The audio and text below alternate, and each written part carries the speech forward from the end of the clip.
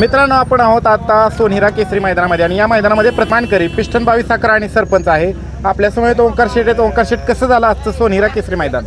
मैदान व्यवस्थित झालं. मैदान म्हणजे एक नंबर झालं. थोडासा पाऊस आला, थोडंसं अडचण आली, पण थांबून त्यांनी थोडं सगळं व्यवस्थित करून त्यांनी मैदान सेमी फायनल घेतलं. चांगलं मैदान पारदर्शक केलं. आणि बऱ्याच दिवसापासून म्हणजे तिसरं वर्ष पर्व होतं, सगळ्यांना वाटत होतं होईल का नाही. 2 वर्ष तर फायनल झालीच नाही, पण आज फायनल घेतली त्यांनी काही पण करून. तरी खरी लढत होती सरपंच आणि आपल्या पिस्टनची सेमी फायनल. हो, कडनी गाडी होती. पडलेला भरपूर आम्हाला तर म्हणजे नाही का काय काय म्हणली आता कडनी लागला आणि पाऊस बी आला, जाऊ द्या घरी भरून. नाही, मी दीर नाही सोडला, मला आपण 100% राहणार. मला विश्वास होता. म्हणजे बऱ्याच दिवसानंतर असा मोठ्या मैदानामध्ये आपल्या पिस्टनने जबरदस्त असा कमबॅक केला आणि कडन गाडी पळाली. कडनी गाडी मोठ्या मैदानात राहतोच.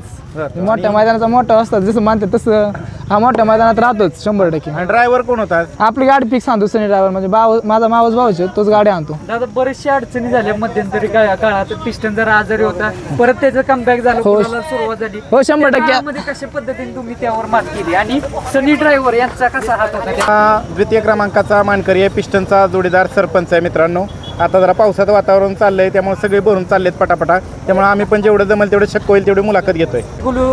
परिस्थितीतून आपला पिस्टन वर आला, काय सांगाल त्या काळामध्ये कशा पद्धतीने त्यावर लय संयम ठेवला होता. आता मध्ये 2-4 मैदान म्हणजे 4-5 मैदान तरी मार खाल्ला ना, लय खूप मोठा संयम ठेवला होता. म्हणजे चला मार आता 2-3 मैदान 2 मैदान तर आम्ही गटालाच मार खाल्ला होता. काय विषय नाही, आम्ही म्हणजे संयम ठेवला. पुढची त्याची सगळं त्याला व्यायामात आणला, बैल सगळं आवताला वगैरे हाणून सगळं त्याला काय कमी पडते काय नाही ते सगळं व्यवस्थित करून मग बैल मैदानात बाहेर काढला. आज नव्हते आले मैदानात? आज नव्हते आले बाप्पू, जरा ते भावाचं ऍडमिशन घ्यायचं होतं, ते शाळा चालू झाली त्यामुळे ऍडमिशन साठी तिकडे गेले. काय बाप्पूंची काय प्रतिक्रिया होती? फोन झाला का नाही? हो, झाला की फोन. काय म्हणली? काय नाही, चांगली गाडी पळाली, गाडी पळते, गाडी फोडू नका असं तसं बाप्पूंचा फोन आला होता. सनी ड्रायव्हर पण आहेत आपल्यासोबत. सनी, काय सांगाल या की? बैल म्हणजे जरा थोडासा रागातच आहे म्हणावं लागेल. काय सांगाल आजच्या विजयाबद्दल? आजच्या विजयाबद्दल आता काय आनंद एकदम, नाही का, मोठ्या मैदानात 2 नंबर केलाय. तरी खरी कसरत तुमची सीमेला लागली. पब्लिक नव्हती, बैलगाडी बरीचशी पब्लिक होती. समोर चिखल होता. हा, कशा पद्धतीने ते ड्रायव्हरचं काय आव्हान होतं म्हणजे समोर? आता एक गाडी आता चिखलात बसणं म्हणजे भीतीचं वातावरण, गाडी सरकते, बैल घसरतोय बिसरतोय. नंतर सुकलं होतं मैदान, त्याच्यामुळे एवढा काय त्रास नाही झाला. व्यवस्थित झालं, एकदम सुंदर आणि एकदम पारदर्शक मैदान झालं.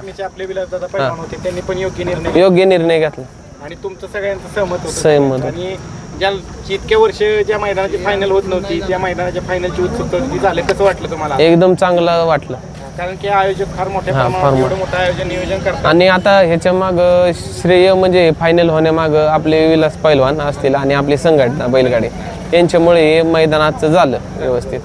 आणि पावसाने पण साथ दिली. हा, लवकरच कधी बघायला मिळेल कुठल्या मैदानात?